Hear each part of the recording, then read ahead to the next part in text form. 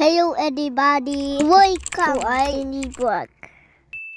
Ohayo, good morning everyone. Maaga na naman nga yung asawa ko ngayon kasi nga kahit Sabado paminsan may trabaho siya. Ito nga si Madam Oli gustong sumama sa papa niya. After breakfast, dito naman ako pumunta sa kwarto. Magliligpit nga kasi ako dito at magtutupi na rin ng mga damit ni Kenzo. Nako mga mare, napakadami kong tupiin ngayon. Since magsa-summer na nga dito, kailangan ko na rin itago yung mga pang-winter nila. Ito pa naman yung pinakaayaw ko sa lahat, yung pagtutupi. Kayo ba mga mare, ilang araw inaabot yung mga tupiin niyo sa bahay? Nakimarites pa nga ako dyan sa labas mga mare kasi nga may maiingay. Akala ko naman may nag-aaway. At ayan na nga, dinadala ko na rin yung mga damit dito sa sala kasi nga mamaya papatulugin ko na si Olivia Chang at para masimulan na din yung pagtutupi. Fast forward mga mare, buti na nga lang at napatulog ko kaagad si Madam Oli at ayan na nga, magtutuos na kami nitong mga tupiin ko. Ito yung isa sa mahirap dito sa Japan mga mare dahil nga papalit-palit yung weather, kailangan mo rin paulit-ulit magligpit ng mga damit. Itatago, ilalabas, mga ganon mga mare, nako nakakatamad talaga. Naligo nga lang ako saglit at nagising na rin si Oli. Itong mama ko nga ay tutulungan ako kaya nga lang hindi pa siya makasimula kasi nga kamarites pa niya yung mga biyanan ko sa Pilipinas. Nako mga mare, swerte ko na nga lang talaga kasi mababait yung mother and father-in-law ko kahit nga yung mama ko kasundo sila. Kaya super thankful talaga ako. Kayo ba mga mare, maswerte rin ba kayo sa mga mother and father-in-laws nyo? Share nyo naman at i-comment sa baba yung mga experiences nyo sa in-laws nyo. Anyways, balik tayo dito sa mga tinutupi namin. Hindi ko na nga matulungan yung mama ko kasi itong si Madam Oli ayan nagpapakarga na. Kaya ayan naisipan ko na nga lang pakainin siya nitong favorite strawberries niya para manahimik. Ito namang dalawa ko ayan nagre-wrestling dito sa gilid. Buti na nga lang at tapos na kami ng mga tupiin namin bago sila naglikot. Nako, ang kukulit talaga nitong mga junakis ko mga mare. Sabi ko pa nga walang iyakan ha kapag may nasaktan. Si Madam Oli nga ayan napatingin na lang sa kanilang dalawa habang sila ay nagre-wrestling. Fast forward, nakauwi na nga yung asawa ko at namalengke nga raw siya ng kaunti. Tuwang-tuwa nga siya kasi nga marami daw manggang hinog ngayon. Bibihira nga lang kasi yung mga mangga dito sa Japan mga mare at kung magkaroon man nako napakamahal ng presyo. Nakasale nga rin daw yung mga itlog kaya kumuha na siya ng marami. Yung isang tray nga daw ay nasa 100 yen lang, kung sa Pilipinas 40 pesos lang siguro. Fast forward, bago nga kami matulog, itong dalawa ayan naglalaro pa ng Jack and Poy. Kung sino nga raw manalo, siya yung tatabi sa akin sa pagtulog.